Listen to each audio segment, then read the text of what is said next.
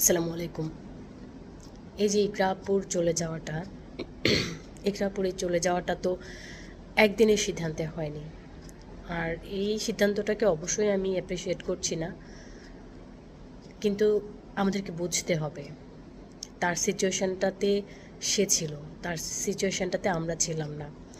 আমরা এখন তার প্রতি যতটা সমবেদনা দেখাচ্ছি, সে বেঁচে থাকতে, বিশ্বাস করেন, সে বেঁচে থাকতে এই সিদ্ধান্তটা নেওয়ার আগে সে তার মা, বাবা, বন্ধু বান্ধবী, কাছের আত্মীয় স্বজন, কারোর না কারোর কাছে, বহু জনের কাছে সে বহুবার, হাজারবার না হলেও বলেছে আমি আর পারছি না। সবাই কি বলেছে জানেন তখন? এখন তো সে নাই সেটা প্রমাণ করার জন্য যে সে বলেছিল। তারা তখন বলেছে আর একটু ধৈর্য ধরো, এমন করলে হয় না, মেয়েদেরকে একটু ধৈর্যশীল হইতে হয়, রাগ করা ভালো না, সংসার এরকম হয়, ছেলে মানুষ কত কিছু করে, মেয়েদেরকে একটু সহ্য করতে হয়, মানে এরকম ব্লা ব্লা ব্লা ব্লা যত ধরনের কথা আছে বাকিগুলো আপনারা মিলিয়ে নেবেন, আপনারাও কম বেশি হয়তো শোনেন। তো তার এই সিদ্ধান্তটা নেওয়াটার জন্য কেবল একা সে দায়ী না, সমাজের, পরিবারের প্রত্যেকটা মানুষের জন্য দায়ী। কারণ সেই সিদ্ধান্তটা নেওয়ার আগে অনেকবার ভেবেছে যে বাচ্চা নিয়ে এসে একা, অনেকে বলছেন যে বাচ্চা নিয়ে এসে একা বাঁচতে পারতো নতুন জীবন।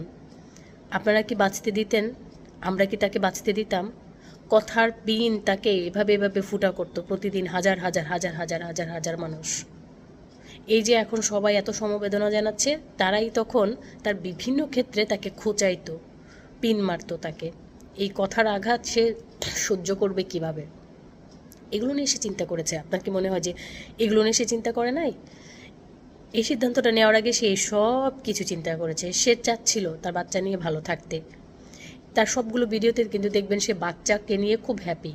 মানে সে ওই জায়গাটা কনসার্ন না হয়ে ওই জায়গাটা থেকে একটু দূরে সরে গিয়ে, ওটাকে দূরে তো সরানো যায় না আসলে, কিন্তু মানসিকভাবে সে বাচ্চা নিয়ে ভালো থাকার চেষ্টাও করেছে।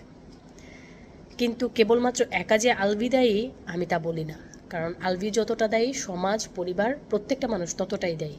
কারণ আমরা একটা মেয়ে ডিভোর্স হয়েছে শুনলে ওই মেয়েটাকেই আগে কথার ঝুড়ির আঘাত দিই আমরা, কিন্তু চিন্তা করি না তার প্রেক্ষাপটটা, তার পেছনের কাহিনীটা আমরা কেউ জানতেও চাই না, খুনাক্ষরেও জানতে চাই না যে আদৌ এখানে মেয়েটারই ভুল ছিল নাকি ছেলেটার ভুলও কোনো প্রবলেম ছিল, বা পারিবারিক তো কত ঝামেলাই হয়। এই মেয়েটা নিশ্চয়ই তার স্বামীর এই পরকীয়ার কথা তার পরিবারের, ছেলেটার পরিবারের মানুষকেও বলেছে, নিশ্চয়ই তার দেবর, ননদ বা শ্বশুর শাশুড়ি যদি থাকে তাদেরকে বলেছে।